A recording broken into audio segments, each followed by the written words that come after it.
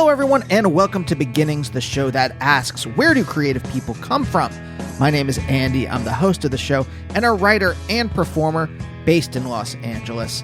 I'm going to keep this short. I had an outdoor dinner with a friend on Monday. We sat at this table that had benches. I asked him to sit at the opposite end from me, so he's catty corner, kind of about 5 feet away between us. I pull out hand sanitizer. Okay, great, right? We're all on the same page. This is pretty safe. If not, very, very safe. So I get a text on Wednesday that he's got a head full of phlegm and is testing positive for the cocoa. Oy vey. I have been testing negative on rapid tests for the last few days. But here's the thing, folks. My nose is dry. So what the fuck does that mean? Do I have a dry nose from sitting in a warm room with an air purifier blasting? Do I have a dry nose from sleeping on the couch, which I'm doing just in case so I don't get Naomi sick? And my face is mere feet away from the cats whom I am allergic to? So is that why? Have I used too much Flonase? Because, let me tell you, I looked it up. One of the side effects of blasting Flonase in your nose is a dry nose and a dry throat. Or am I just holding on to hope, and this is actually the start of the cocoa? I'm praying it is one of the first three. Because if not, even the things that I thought were safe may not be safe. Because I don't know how to reconceptualize the world if that is true. I will leave it there. Because regardless of how I am feeling, and also I'm sick of talking about fucking COVID. But regardless of how I am feeling, I wanted to do an introduction today because this is the 13th anniversary of Beginnings.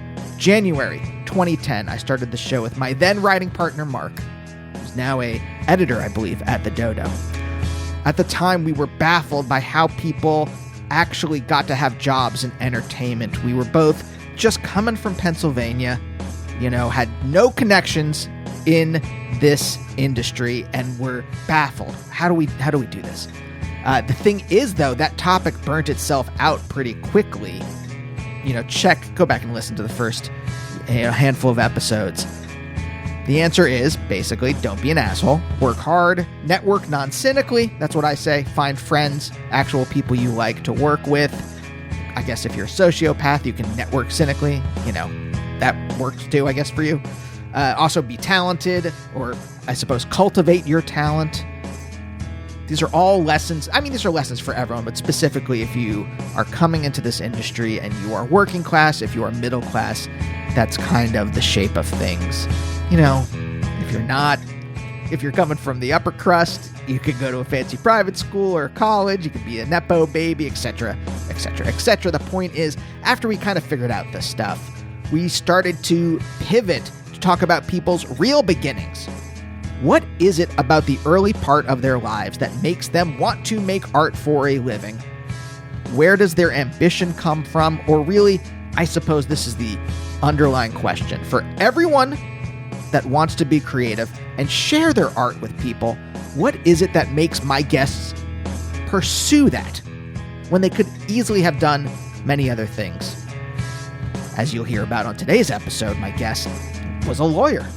What made him stop that? What made all my other guests decide to make music and share music? Try to do it for a living. I mean, it's increasingly getting more and more difficult for that to be true, but you know what I'm talking about. So yes, as I alluded to before, today's guest, who used to be a lawyer, wonderful guest for the 13th anniversary, this is Terence Winter. If you don't know who Terry is, why don't I read you his bio right now. Originally from Brooklyn, Academy Award nominated and Emmy Award winning TV and film writer, Terence Winter became a lawyer before giving it all up to move to LA to pursue a career in screenwriting. Starting on shows like Xena Warrior Princess and sitcoms like Sister Sister, Terry eventually became a writer for The Sopranos, which he wrote on for most of its run. Since then, he created the wonderful HBO show Boardwalk Empire, wrote the screenplay for The Wolf of Wall Street, and co-created both Vinyl and the new Taylor Sheridan-Sylvester Stallone show Tulsa King, which just wrapped up its first season on Paramount+. It is a very funny show. I highly recommend it. Boardwalk Empire is a favorite of mine. It is a show Naomi and I used to watch together when it was on, so it holds a special place in my heart as one of my couple shows. So I wanted to talk to Terry for a long time. I first contacted him back when Boardwalk Empire was on, but that's when I was doing the show in person. It was tough for us to work out schedules. Now that it was on Zoom, it's very easy for Terry to Zoom in, and what a lovely person. I won't tell you too much about this episode. It's just, Terry is a great person to talk to and just a lovely human. So I hope you enjoy this. And if you do, why not subscribe to the show wherever you get your podcasts from? Got some great episodes coming up, including Damian Abraham from Fucked Up, Emma Pates from Pennyworth, Alina Lowensohn, wonderful actress who is in a ton of Hal Hartley films. So look forward to those. I'm on Twitter and Instagram at Andy Beckerman. You can check out my free philosophy Substack, theslowdystopia.substack.com, and all my music is up at andybeckerman.bandcamp.com, including all my old band Harm's albums if you like Cassiopeia. So thank you for joining me for today's episode, this 13th anniversary episode. Stay safe out there, folks. Keep your fingers crossed for me. And now, let's talk to Terry.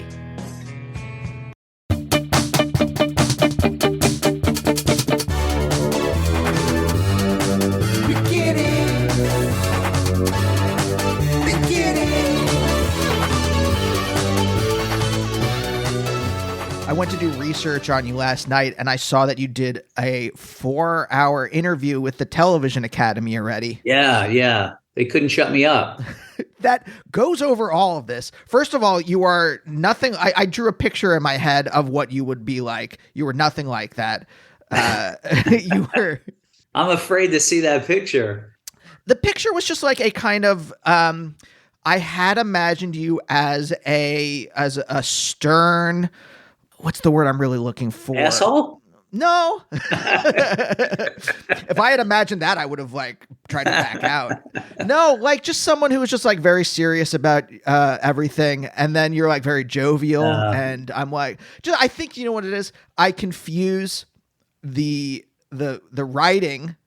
I confuse the drama for the person. And I do that a lot. Yeah. Which makes sense. Look, a lot of people, look, that's all you have to go on. When I met my wife, her dad was like, wait a minute, this guy's written some of the most violent, crazy stuff I've ever seen, and he met me and he was like, oh, wow, you're nothing exactly what you said, nothing like what you thought, But yeah, I said, look, I also wrote The New Adventures of Flipper, and Xena Warrior Princess, but nobody ever calls me on that. It's they go to the scary, dark stuff and go, that must be who you are. It's no, I've never been in the mob. I've never worked with a dolphin. I've never, done any of, you sort of flip back and forth between what you're writing. And, obviously there's aspects of you in all of it, but that's certainly not who I am. Yeah. Well, until you start diving into a person, right, all you have at the front center of your mind is whatever is the most popular thing they've done. Absolutely. And so you associate with that with them, and then you turn that into the sum total of their existence. And then you flatten them into that, and you forget about the fact that not only have they written many other things and worked on a lot of things, and also that the process of how you get a job in this business has almost nothing to do with your personality in some ways, right? Mm-hmm. Yeah, it's just human nature. It's it's easiest for us to compartmentalize each other and just go, oh, Terry Winter, he's the gangster guy. This is the musical guy. And it's really all a function of what your last thing is or what you're known for. Again, it's very easy to get pigeonholed. And, I've actually spent my career trying to remind people I can do other things. So I've consciously tried to choose projects that are a little different.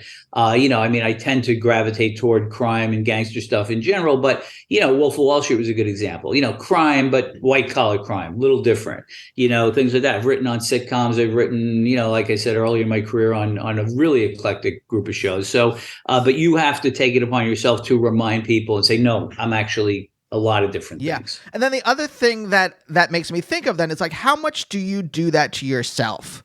Right. So when I was watching, I didn't watch the entire 4 hours, but like I watched some of it and I was just like, oh, you've told the story about yourself, right? About who you are and where you come from. And I've done this on this show. I've been doing this show for almost 13 years now. And I start to like, my story starts to calcify. And I no longer know what is the absolute truth, if there is anything like that. But I no longer know, like, I'm no longer interacting with my past. My past is a calcified story I tell about myself.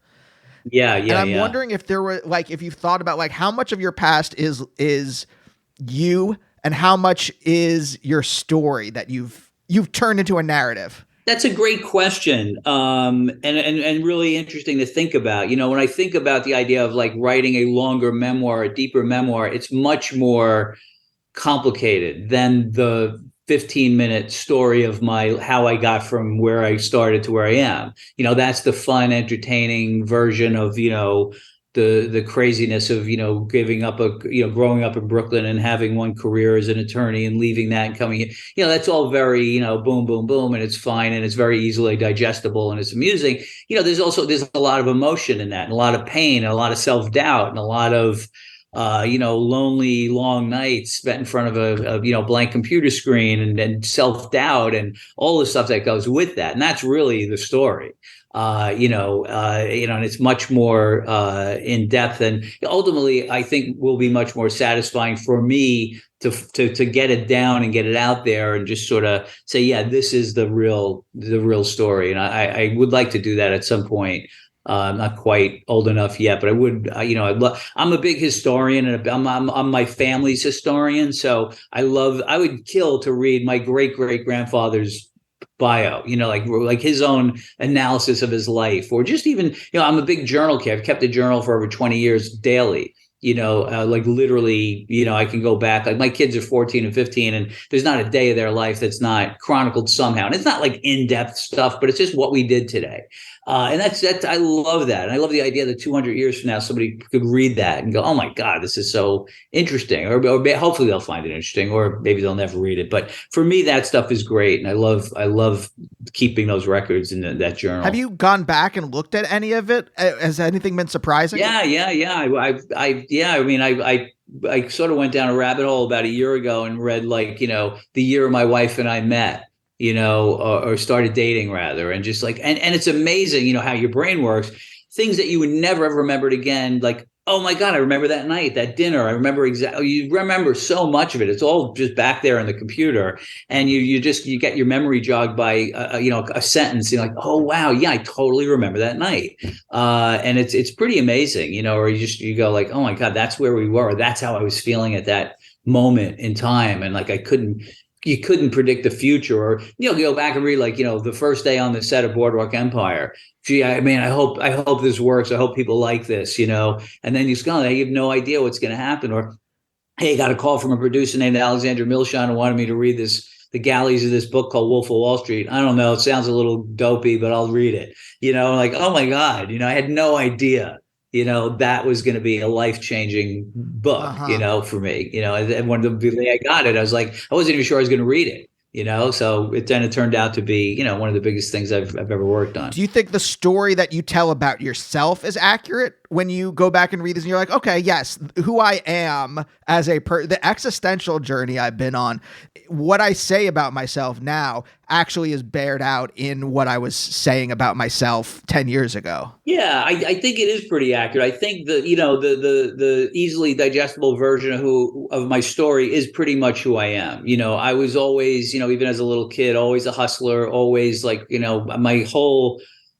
my days were spent trying to figure out how to get from A to B or A to Z, you know, in life. You know, I was very unhappy with my circumstance and where I grew up and how I grew up and what our family situation was. And I was like, how do I become successful? How do I get out of here and go there? So I was always plotting and scheming and trying to figure out, like, how do I change my circumstance? So, you know, the story of me going from New York to Hollywood was just sort of an extension of that. You know, it was just the grown-up version of me still trying to figure out, okay, how do I get what I want? The big irony, when I finally got to Hollywood, I had always managed to figure out how to get what I wanted.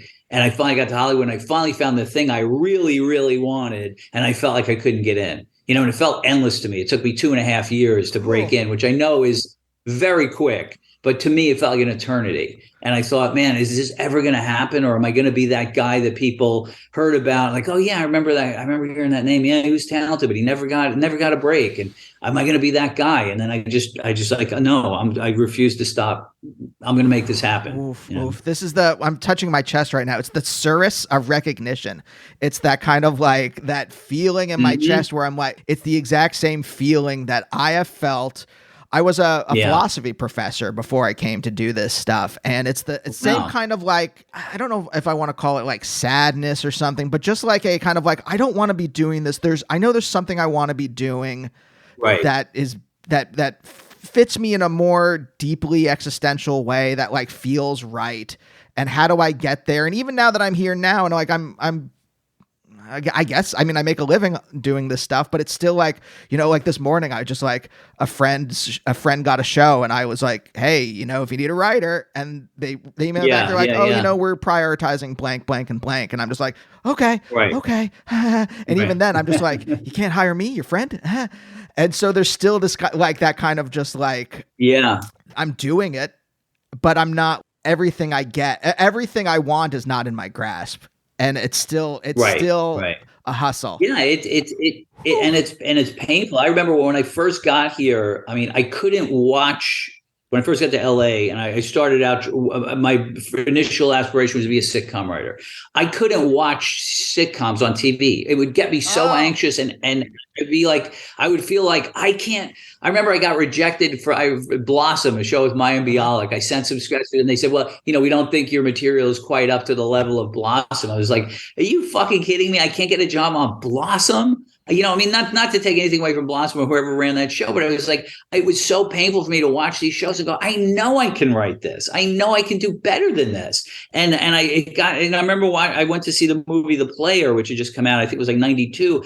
And it was so painful to watch because it was all about the movie business. And I wanted to be in that business so badly. And I was an outsider and looking at these people who were depicted like these studio execs and development people. And I was like, I want that so badly. And I'm on the outside looking in and I couldn't, it was almost too painful to watch it, because I until I was part of that club, I just couldn't deal with it. It just made me sad. And it was painful. And the only remedy was to go back to the drawing board and go back to the mine and keep working and get in there, and it's and then also you meet so many other hundreds of people who are out here, they're in the thousands, of course, obviously, who are all trying to do what you're trying to do, and you don't know who are the talented ones or who aren't, and that even became stressful. Early on, I was part of a writers group, people I knew through my roommates, and we would meet every week or so, and ostensibly it was to read each other's material and critique it, but it would inevitably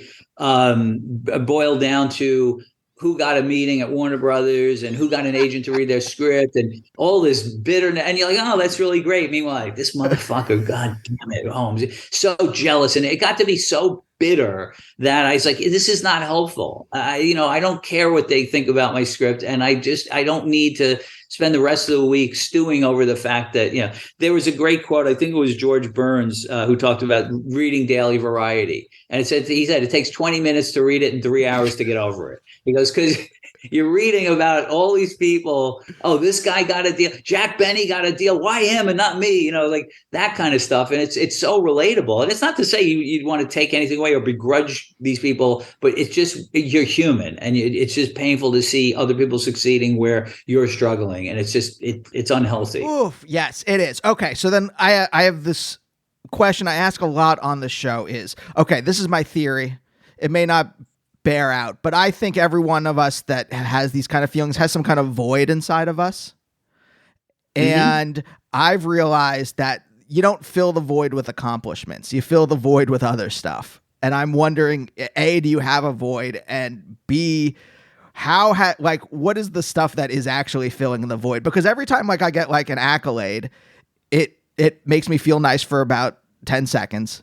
And then the void just opens up again. It's interesting. I mean, I think a lot of what motivated me early on was to impress my mother, who there was no water in that well. And I kept going back to that well trying to get approval, and it was never going to come, and it was fruitless. And I think the whole reason for me going to law school was really because I mean I think she had a very, you know, it's funny, and I joke about it and stuff, but you know, I went to a vocational high school where I studied to be an auto mechanic. I mean, that's what my mom's assessment of my intellectual ability, and not to take anything away from auto mechanics, was that I should be an auto mechanic, which is what I did during high school. And you know, I learned early I did not want to do that, and I moved out, you know, shortly after high school, and eventually got accepted to NYU. And I called my mom and I said, "Hey, Mom, I got accepted to NYU." And she said, "Oh, I'll give you 6 months." And I went, "Oh my God, wow.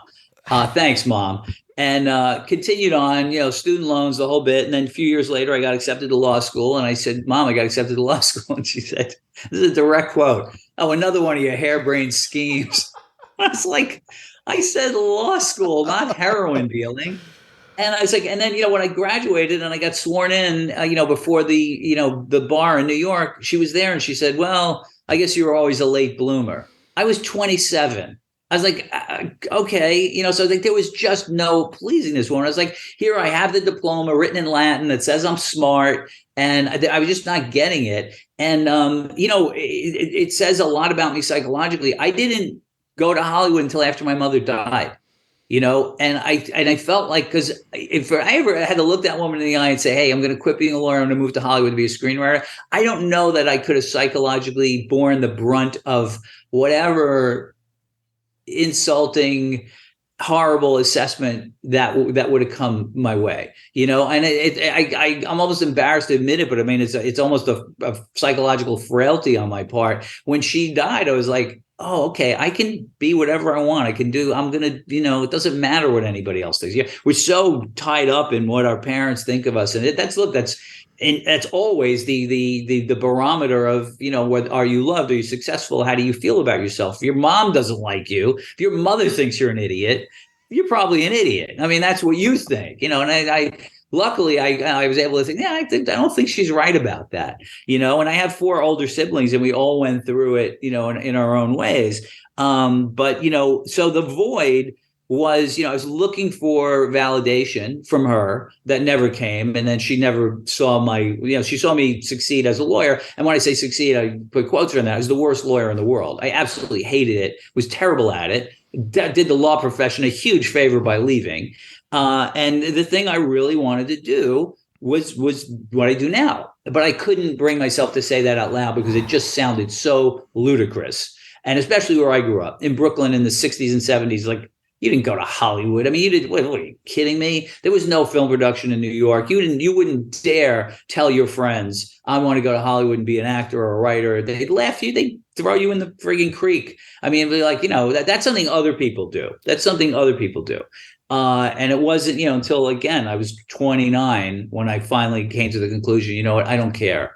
I'm doing this, and I don't care if people think I'm crazy. And they did. They absolutely did. And, you know, I get it. You know, on paper, it seemed insane to, you know, leave this track I was on and go into the unknown. Was that just a function of Brooklyn? Was it a function of your working class background? Was it a function of the time period? Like, I'm really curious because It was a lot. I think it was all of that. You know, yeah. I mean, it was also, you know, we had this very Irish Catholic kind of mentality of, you know, don't get too big for your britches. You know, who do you think you are? You know, I think, you know, all of my siblings are brilliant, and I think but none of them were encouraged to push beyond the most, you know, the first levels. Like, you know, my sisters were nurses. They easily could have become doctors. You know, they all ultimately went to college, but later on in life, they weren't encouraged. I remember one of my sisters, my mother told her, she said she wanted to go to college. And my mother said, "Well, I don't think you're college material." It's like, what the fuck does that even mean? College material? This isn't 1912. I mean, of course she's caught. But again, I think there was this weird psychological thing of like, don't shoot too high and you won't be disappointed when you don't make it. You know, and where I say, like, how about try? And there's another saying, like, you know, shoot for the moon, and even if you don't make it, you'll land among the stars. You know, you'll at least get somewhere, and you'll never know if you don't try. And the other thing is too, look around. You know, I slowly, you know, as a kid, you know, I would start to compare myself to other people and go, I'm as smart as that guy. Why can't I do what he's doing? Like, and I slowly started to make my own self worth, based on my own opinions, not my mom's, and it's like, wait a minute. Why is that guy an executive and not, I can do that too, and, it took a while. And I look, a lot of people, like I said, I mean, your parents are their opinions about things are maybe the most important ever. I mean, there were probably like 3 or 4 people in your life: parents, a teacher, some friends. If you get the right people surrounding you and encouraging you, you can do anything. If you get the wrong people, it can be devastating to the point where you will never, ever come out of your show. You won't try to do anything. You'll let their opinion, let them define you. And that can be soul crushing and life changing. Or the people who are saying, you know what, go out and do it. You can do it, and that could make all the difference. So what was different about you, right? Your 4 siblings, it took them a while to kind of like get out from under the judgment of your mom, right? What was it about you that allowed you to even, I assume that kind of lingered after she passed away, right? That still allowed you to kind of like push past it to move out to LA. Because I let my parents' judgment, and they never said anything like you can't do stuff, but they just like, I got the You don't have to say anything. A look is enough to, like, an eye roll, a roll of the eyes. Like, oh, really? Honestly, I think a big part of it, my dad died when I was 7, and my mom had to go back to work. So I didn't get the full brunt of the negativity that all of my siblings got. My mom was kind of taken out of my life in a big way because she went to work literally 3 days after my dad died. And, God bless her, kept a roof over our heads. And, I didn't see her. And when she came home, she just wanted to read and be left alone. And, so I kind of grew up on my own in a way. So I only got the negativity in, little doses, where I think my siblings were with her all the time. And I think it was that she was much more involved in their life choices and things. So I just went on doing things, and I slowly again started to create my own sense of self-worth and make these plans. And and from her perspective, I was a dreamer, and I couldn't make up my mind what I wanted to do. And because I always, every day I had a different idea and a different, and again, because I was really trying to figure out again, like, how do I become rich? We lived in this shitty house, the worst house on my block, dilapidated. I was embarrassed to have my friends come to my house. It was always dirty and messy, and I just was like, how do I get out of here? I used to walk around the shopping mall in Macy's and walk through the furniture department. And that's how I pumped myself up. Like, at 12 years old, 13, I would walk through the Macy's furniture department and go, one day I'm going to have a mansion and I'm going to have all this fancy shit. And I'm going to, and that would get me like motivated, and I had, so I was always thinking about, but I just didn't know how to do it. I didn't know business people, or, I ended up in law school because the only 2 important jobs I really knew were doctor and lawyer. And I was like, all right, well, doctor's out, but lawyer, I can do that, so really my worldview was very limited, so, I think, again, not getting the full brunt of her negativity, and the sad thing about my mom is she was absolutely brilliant. My mother read at least 2 books a week. Her vocabulary would blow your mind. The shit she knew. I mean, she could draw you a world map and fill in every country, like one of those people. But, she ultimately, she was a housewife. She grew up in the 40s, married my dad right after World War II, and was a housewife, had 5 kids, went back to work as a secretary when my dad died in 1968. And then by the time she died, she was an assistant vice president at Texaco. I mean, so she put herself through college too. So a lot of her own negativity that was pushed on us, I think, was what she was led to believe about herself, and you judge people by, people like, you'll say, Andy, I don't think you can go and do these big interviews in this show. I don't think what they're really saying is, I don't think I can do it. So therefore you can't do it. Who do you think you are? You think you can do it? I can't do that. Who do you think? So I was getting a lot of that from people. I remember thinking like, yeah, you're right. You can't do it. I can now. Or people go, it's really hard to go to, law school is really hard. I said, I guess I'm going to have to work hard then. I guess it's going to be tough. You know how hard it is to pass the bar exam? Yeah, I guess I'm going to have to study. I mean, what do you want me to tell you? So I shouldn't do it? Fuck that. That's fascinating. one of the things that I'm very interested in are these kind of like parental or generational dialectics where your mom repressed her own feelings, or if it's not repression, she just like believed what people were saying about her. And then that then formed you as a person, and you had Absolutely. there was enough space where you did not get the brunt of it. So you you had your own little bubble where you could form a little bit into yourself, capital Y yourself. And then that gave you the space to kind of push against it, whereas your siblings did it. Yeah. That's fascinating. Yeah, absolutely. Yeah, yeah, and I mean, this is it. Absolutely, can get passed down from generation to generation to generation. You know, generations of people. Or there's no growth. You know, and again, not that it's all about money or dollars and cents and stuff, but I look at it. I go, okay, well, if your parents were here and they gave you a certain level of comfort and education or everything, you should end up here. A little advancement, whatever that means. And again, it's not about, oh, you should have a better job or money, but there should be a little more advancement, and then, it's like, they say, well, people like, they're born on third base and they act like they hit a triple. These kids, rich kids who are born, they have every advantage in the world. And then they're just, I say, if you were born with all those advantages, you should be the president of the United States. I mean, to go from where you started to where you ended up. And very often those very same kids are underachievers because they have everything, so it's a really, and as a parent myself, I have to work on it. The great conundrum for me and my wife is, neither one of us grew up with money. And now, we're very successful, and our kids, I remember at one point, we were living in Manhattan when I was doing Boardwalk Empire, and we had a house in Beverly Hills. We had this beautiful apartment on the Upper West Side. We lived in Beverly Hills, and we're flying with the kids first class back to Los Angeles one day, and they were literally like 3 and 4. And I said to my wife, if we're not careful, we can raise 2 of the biggest douchebags we've ever met. I said, look at this. I didn't get on a plane at all until I was 25, at all. And I thought, holy shit, I've made it. I'm on a plane to Puerto Rico. First class, not until NBC paid for it when I was 36 years old. These kids are like literally, have everything. So we really have to be diligent in terms of teaching them the value of money, what a work ethic means, that this is what's expected of you. And we have to find, it's not their fault that their parents are successful and can give them advantages, but the idea that we didn't have that and we had that drive, that's what made us successful, is that we didn't have it and we wanted it, and they're like, if I was my son and daughter, I wouldn't want to leave this house. But, a couple of years now, guess what?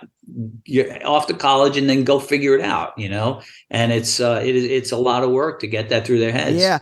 Did you turn Hollywood at all into your mom? Because I still am trying to get out from under where, like, I think my wife and I sold a show and we were getting notes from the producer, and I'm like, do we get a gold star? Like, I was literally looking, I said that to them as a joke, but also like partly I was like, please give me the gold star, because that's what I'm hungry for. I need the, like, you just tell me that this is brilliant, right. Pat me on the top of my head. Like, give me the thing that I'm looking for. Well, I always laugh. I always say, like, even when I won an Emmy, a couple of Emmys for The Sopranos, like, I was like, what would my mother say? My mother would have said, well, that West Wing is a very good show, Terry. And it's like, that would have been her assessment, like, instead of like giving it to me, she would have said, and it was interesting. It's funny. Like, we used to laugh. All the writers on The Sopranos used to say, we all have the same mother. All of our stories about our moms were the same. From David Chase on down, we all had the same mom trying to get approval, and it's just not coming. It's just never going to be there. So I always laugh, no matter how successful. And the funny, and what makes me sad is I remember my mom loved to watch TV, and she would love the Mary Tyler Moore Show. And clearly, I know in her heart, she knew somebody wrote those things. But the idea of, if I had ever gone to her and say, I want to go and write those shows, I know she would have thought that was the craziest thing she ever heard. I go, why does Larry Gelbart get to do it and not me? Who's he? He's just another guy, And it's funny, actually, bringing up Larry Gelbart, that he was very pivotal in me finally making the decision. In when I was a lawyer in this must have been 1986 or so, 87. I was, the way I got through the pain of being a lawyer, because I hated it so much, I would just, I was making some money and I would just go out all the time and go out to dinner and go on dates and stuff. So I was constantly rewarding myself and anesthetizing myself with money and food and drinking and having a good time, because that was the only thing that was giving me pleasure. And I took a date to Michael's Pub, which is this jazz club in Manhattan, and Mel Torme was performing. It was a super cool night. It was October, fall, beautiful fall night, and my date and I are sitting at a table, and there's Mel Torme. And at one point, Mel Torme stops and says, "I just want to say hi and acknowledge a friend of mine in the audience. This man, created MASH, wrote Tootsie, the Broadway show Funny Thing Happened on the Way to the Forum. Ladies and gentlemen, Mr. Larry Gelbart." And I knew exactly who Larry Gelbart was, and he was sitting right next to me at a table right next to me. I didn't know what he looked like. And the whole night I was like looking at him going, God, this is fucking Larry Gelbart. And he's like, he's flesh and blood. It's a guy out on a date with his wife. He doesn't look like he's any more special than any other person in this room. And yet he's doing the thing I dream about doing. And it was really pivotal to me. I kept thinking about that night. It's like, there he was. You can do this, And years later, and this was one of the greatest moments of my life, 20 something years later, I guess, when I finished up on The Sopranos, like 30 years, right? No, wait a minute, 90, 20 years later, finish up on The Sopranos, I win something called the Penn USA Writing Award. And CAA, back in the days when people would actually read Variety in a paper form, they took out a full page ad, and it said CAA would like to congratulate its clients, Terence Winter and Larry Gelbart, for winning the Penn USA Award. He won a Lifetime Achievement Award, and I won the Drama Writing Award. And when I got the award that night, I told the story of that night. Of course, he didn't remember it, but I was like, how mind-blowing to go from that night to Larry Gelbart and I are on the same page in Variety, being thanked by our agency or congratulated by our agency for this thing. I was like, wow, this is like one of those moments where I have to pinch myself. Like, if you would have told me that, or I would have fantasized about it, I would have said, that's ridiculous. That's too hokey, but it actually happened. Okay. Well, then when did the ambition form, and when did it go from just a fancy, like, oh, I would be nice to do this, to an actual driving force within you? It all formulated when I was a lawyer. I was so desperately unhappy doing what I was doing that I ran out of road. There was nowhere else to hide. I took my education as far as I could. I passed the bar. I had a job in a big law firm, and now reality was setting in. This is your life. And what are you going to do? Oh. And it was terrifying. I was like, okay. And I started to do like soul searching, and I thought, all right, well, maybe I could be in sales, because I'm a good bullshit artist and I could do sales. And there was this little voice in my head that's saying, it ain't sales. What is it? And I thought, well, maybe advertising. I could be a copywriter because I'm fascinated with that. And the little voice again, it's not copywriting. What is it? And the deep, deep, deep, dark secret was I wanted to be a comedy writer. I grew up watching 1 billion hours of sitcoms as a kid, and I just understood the rhythms of it. And I thought I could do that. And I loved it. And I loved movies, and I loved analyzing movies and stories. And my best friend, one of my two best friends, got me into movies in the first place. We used to talk about it all the time, but it never occurred to me to do it for a living. Again, it was just so off my radar, that as something I could do, but I was a big fan. And then, when I finally, again, got so unhappy with where I was, what my circumstances were, the deep, dark secret was that I finally said out loud was, I want to be a sitcom writer. And then I said, and this was, right, my mom had just died. And I said, well, what's stopping you? And I remember even one day, it's like, even in New York, one of the first things I did, I said, all right, well, am I crazy? I say, I think I'm funny. My friends think I'm funny. My family thinks I'm funny. But, Billy Crystal had this thing in Mr. Saturday Night where he talks about, I forget exactly what it is, but it's like, are you living room funny, or are you funny enough to get on a stage and fucking make people laugh? And I said, well, this is a great test. The real barometer of, are you funny? Write material, go perform it, and see if you can make people laugh. So for a few months in like 1990, I did stand up in New York. I did the comic strip, Catch Rising Star, a couple of places, and I would get on at 2 a.m, and I did okay. I wrote material and people laughed. So that was enough for me. I had no interest in actually being a stand-up, but I was like, okay, I'm not crazy. These people don't know me. I just made them laugh. I can do this. And armed with that, I thought, I started writing a little bit in New York. And then one day I said, man, this would probably be so much easier if I lived in Los Angeles. Too bad I don't live in Los Angeles. And it was like, move to Los Angeles, stupid. What are you doing here? I wasn't in a relationship. I wasn't, there was nothing holding me in New York aside from inertia. And, I finally was like, okay. And I packed up and showed up in LA on May 8th, 1991. Did not know a soul, had never been west of Chicago, didn't know anything about LA, didn't know a single person. And it was absolutely exhilarating. I felt like I got dropped out of a helicopter and landed in this strange place. And every morning I woke up and I was like, oh shit, where am I? Oh, right, I'm in LA. I got to make this happen. And now the clock was ticking because I'm 30 years old and, ancient. I look back now at 62 and go, oh my God, I was a baby. 30 years old. Fuck, I got to make this happen. There's no time to fuck around.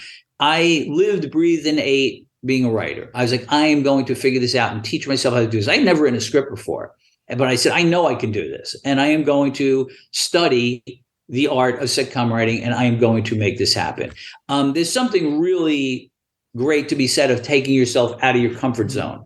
Living in New York with my best friends around and girls I knew and my family, it's very easy to just fall into complacency and go, I'll write tomorrow.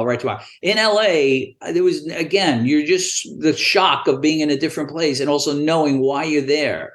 Is like, I can't mess around here. So I was, I took my law degree off my resume.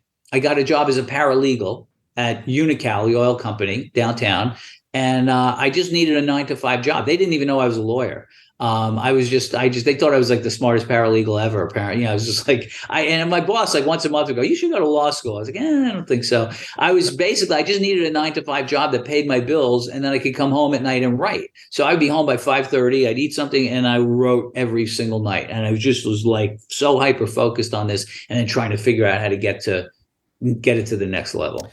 Were you always this self-aware? Because when I was in the same conundrum, when I was a professor, when I was in grad school for philosophy, my brain would put images in my head. Like literally, as I was going to start my dissertation, I visualized sliding down a muddy hill into an open grave. And it was my brain telling me, hey, you can see exactly where this is leading and it's not where you want to be.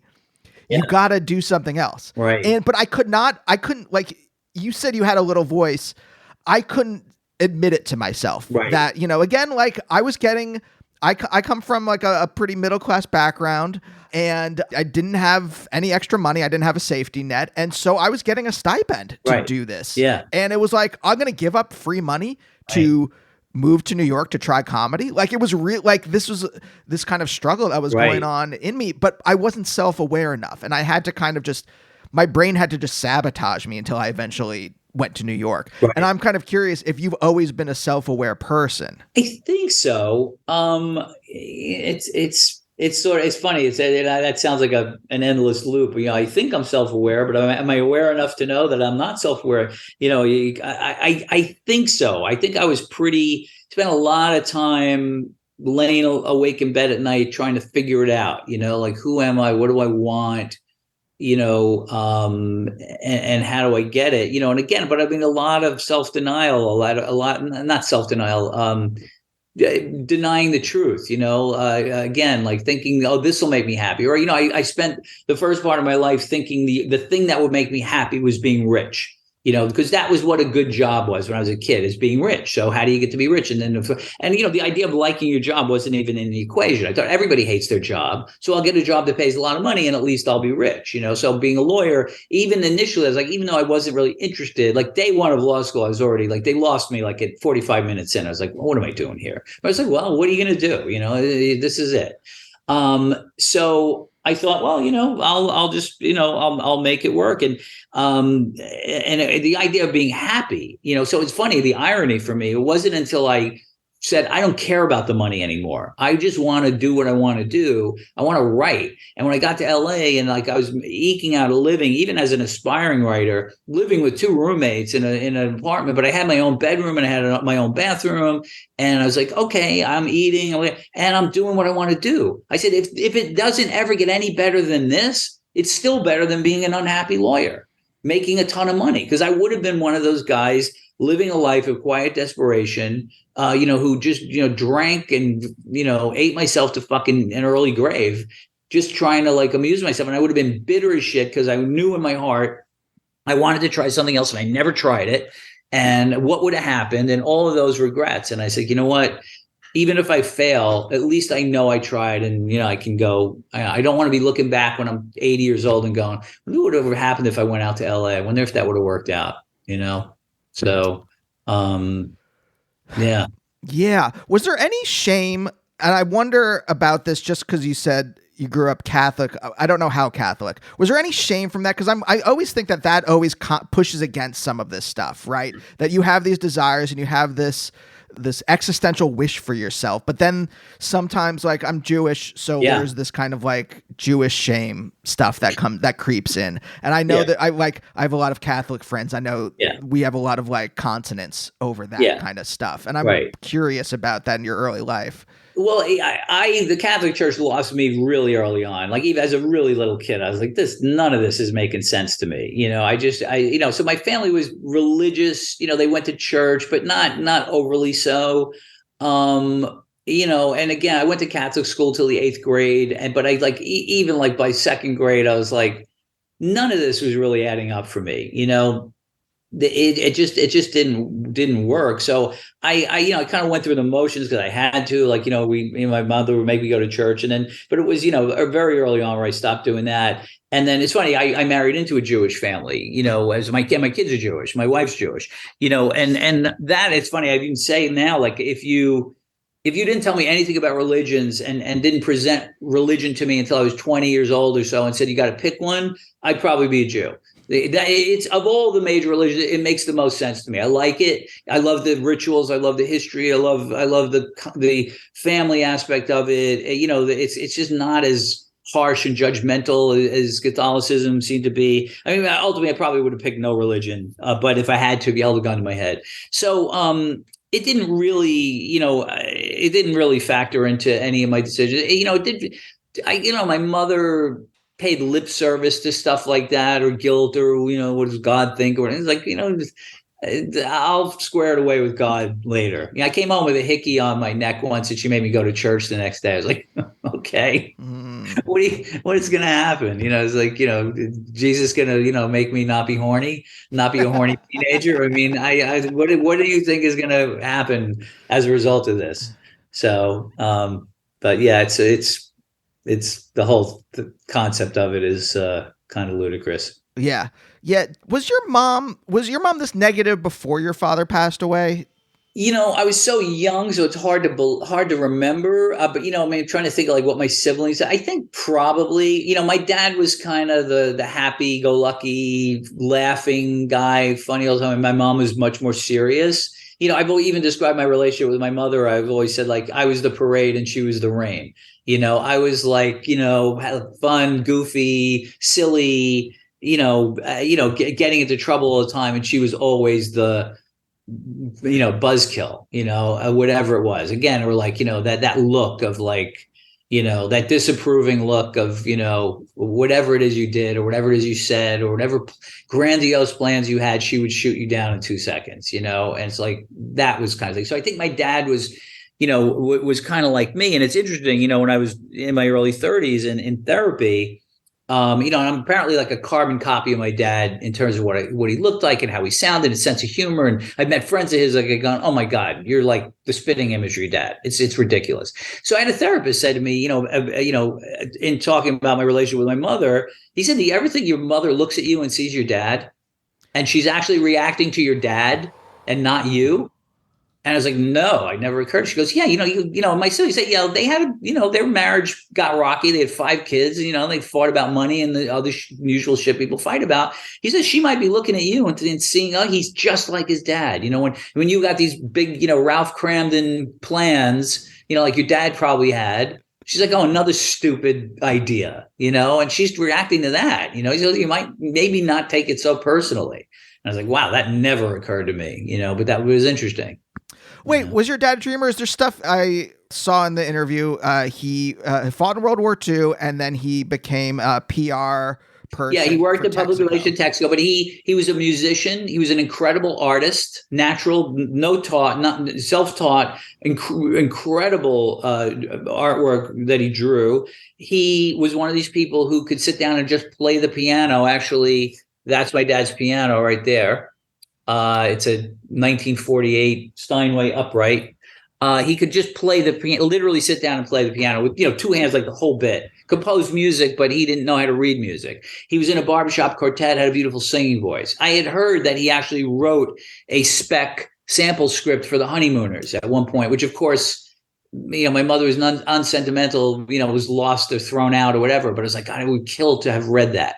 Really funny, really clever. So I know he had dreams of like doing something else, but absolutely fell victim to the idea. Like, it's World War II ended, and he got out, and you get married, and you have a bunch of kids, and you get a job, and you just get in line, and don't think too highly of yourself, and don't, all of that. And it's like he probably fell victim to that, which is what most people do, So I was lucky enough to be able to that trap. Do you think that World War II changed his trajectory? Like, was he going on a certain path? The big story about my dad was that he had gotten a scholarship to an art school somewhere, and it was in another state. I don't remember where.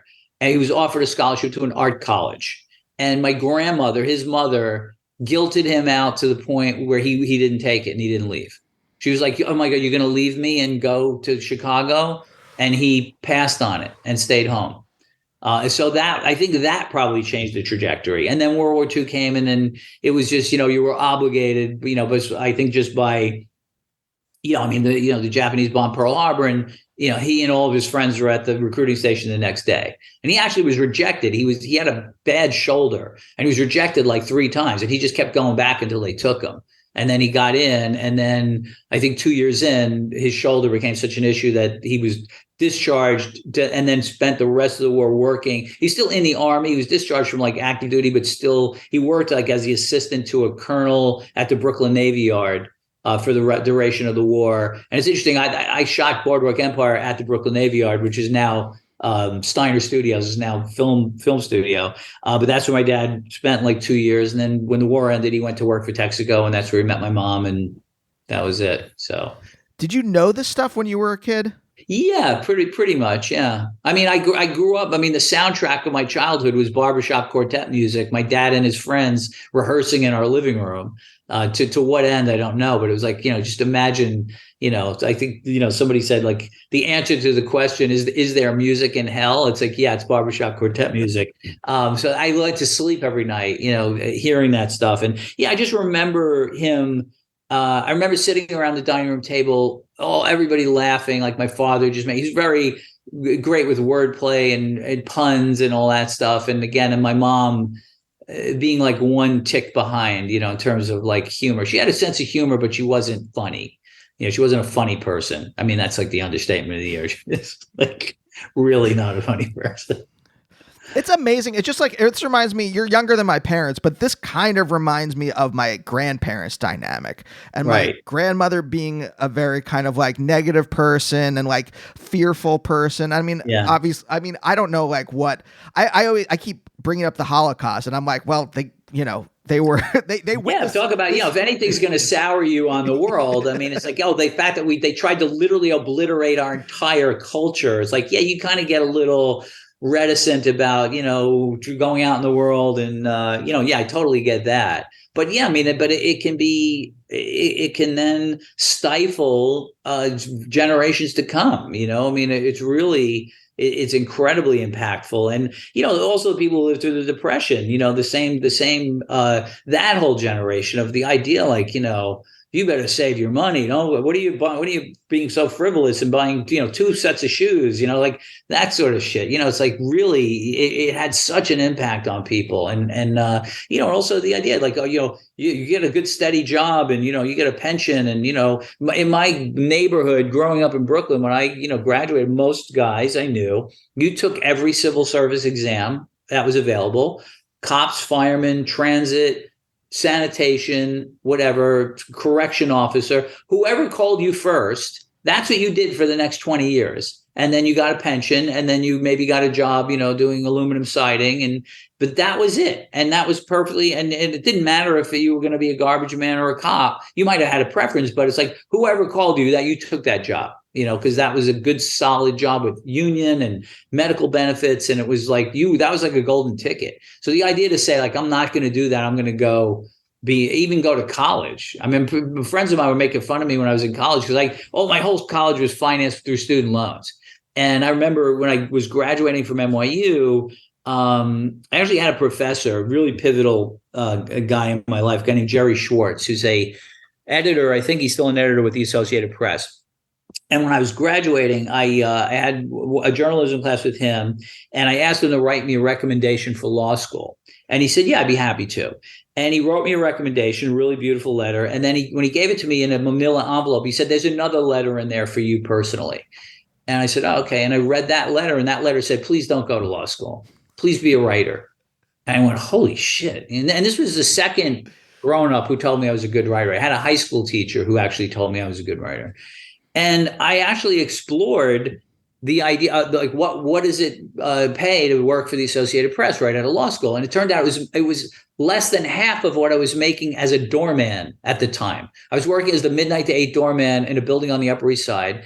And starting level pay for a college graduate at the AP was half of a doorman salary. And at this point, was already $70,000 in the hole in student loans, back when $70,000 was a lot of money. That was 4 years at NYU, which is hard to believe, but that was 4 years at NYU. But I owed that. I was like having a mortgage. And I remember, and my friends were like, you're educating yourself into poverty. You're a fucking idiot. You should have become an auto mechanic. You'd be making $70,000 a year now. Instead, you owe $70,000 and you don't have any career prospects. So the only thing that made sense was, okay, I'm going to go to law school. So I doubled down on it, went to law school. Then when I graduated, I was $150,000 in the hole and hated everything about what I had done. And then realized I have made a grave mistake. I'm 27 and I've completely gone down the wrong path. And I had to reinvent myself, start from scratch, move to LA. One of my darkest moments in LA, when I was working as a paralegal, living with my 2 roommates, and I was taking the bus to work. If you know anything about LA, nobody takes the bus. I mean, you have to have a car. I didn't have enough money to have a car. So I'm 30 years old at this point, and I am running for the bus one morning, and I'm wearing like khaki pants and a tie, and I'm the goofy paralegal guy. And I have a backpack with my lunch packed and headphones on, and I'm running. There's my bus, and I'm running for the bus. And this group of teenagers are coming toward me. And at one point, the thing where you're trying to get past and you do this and the other guy, and you can't get past. And finally, I was like, this kid is like in my way. And I just kind of barreled through him. And as I barreled through him, all of his friends laughed. And I realized he was fucking with me. He was making fun of me. They probably were like, look at this asshole running for the bus. Let's fuck with this guy.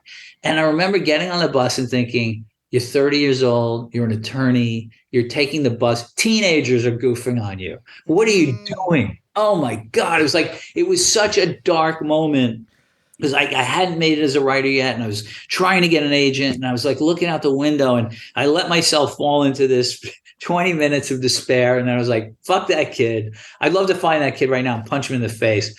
But it was like, oh my God, this is who I am. A year ago, I was working as an attorney in this major Manhattan law firm and had an apartment and, and now look, what are you doing? But it was like, really, that was enough to spin me down, a hole. So. I mean, this is it. I was going to go to law school. I took the LSATs, I sent in all the letters of recommendation, everything like that.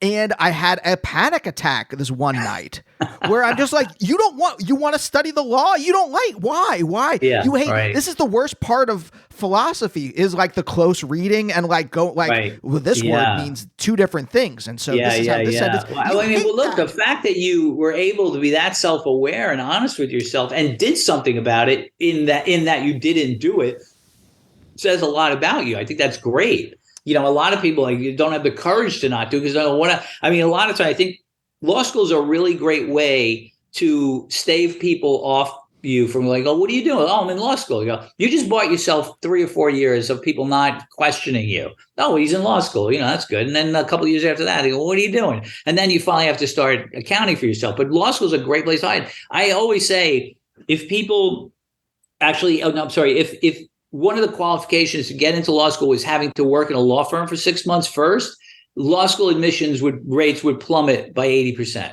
because nobody knows what they're getting into. we all grow up watching Perry Mason or LA Law or whatever, and you think, oh, it's going to be arguing in the courtroom and unmasking the real killer. And actually what it is going to be filling out forms for insurance companies and arguing about insurance policies and bullshit and stuff you don't care about. That's going to be probably most of what you're doing, unless you're one of the rare people who, becomes a trial attorney. But for the most part, it's going to be pretty mind numbing. I can't even count how many friends of mine who are lawyers who have always been looking to do something else, from the beginning, it's funny when one of my dear friends and I, when we were in law school, sharing an apartment together, we're both in law school. And he says to me, if you could do anything you want in life, what would it be? And I remember thinking that's an odd question for two people in law school, because you would think the answer would be a lawyer. That's why I'm in law school. But he's already acknowledging we don't really even want to do this. And he said, if you could do anything you wanted to do, what would it be? And this was at the time I was starting to fantasize about it. So I went, well, I guess I'd like be a writer for David Letterman. And he goes, no, something realistic. And I remember thinking, oh my God, it's not even a realistic fantasy. It's so ludicrous that it's not even a realistic fantasy to say I want to be a writer. Wait till he finds out I really do, and I'm going to do it. Then it's like I've lost my mind. I mean, that was the analysis of the dream, was like, oh, that's like saying you want to go to Mars. Like that'll never happen. It's like, holy shit. I mean, that's how that was viewed in New York in 1987. Yeah. Was there anyone in your family's past that followed their dreams? I don't believe so. I didn't know a lot about my ancestors' pre-grandparents, and barely knew a lot about them until like I said, I became my family's historian, and now I know a lot more. Like my great-great-grandfather's residence in 1900 was Sing Sing prison. He was a con man who went to jail. So like some fascinating, people. But no, I mean, I think for the most part, it was just very working class. You got a job, you did what you did, you came home and you lived this, life of, providing for your family. And then, you found pleasure in whatever it was you did. And, we were a very lower middle class family. My dad had a job. My mom raised the kids. We all went to Catholic school. We had a car. We went on driving vacations every year to the Poconos. We had a very comfortable 1950s, 1960s existence, but there was no dreaming. Our older sister became a nurse. My brother became a cop. My other sister became a nurse. One of them then eventually became an accountant, but no, and I don't know that they had any dreams beyond that. I remember feeling like as a kid, like I know I can be great at something. I just don't know what it is yet. And then I found the thing that I really wanted to do. And, it's the old saying, like, you'll never be good at something you don't like. I would never have been a good lawyer. I could do it for 1,000 years. I'd never be good at it because I hated it. So therefore, I'm never going to be, and I would talk to other attorneys and we would argue about, they would want to argue about paying out an insurance policy. And I'd be like, what are we arguing about? Just pay the guy. It's like, that's not what you want your lawyer to say. But if you want to argue about character development or dialogue, I can argue with you all day. Like, I can get really mad, because I care about that. I can give a shit about an insurance policy. Like, it's not my money, pay the guy. So. Yeah. My wife and I are pitching something later today, and yesterday we were going over it, and I was bristling. I'm like, "Isn't every word I've written genius?" And she's like, "No, this can be better. This can be more succinct than this." And I'm just like angry and like willing to argue over that. Where everything else, I'm just just let it go. Whatever. Absolutely, yeah. Whatever. Well, that's when you're on the right track. I mean, if you can get passionate about something, that's the first step toward being good at it, because you actually care. Which is great. Yeah.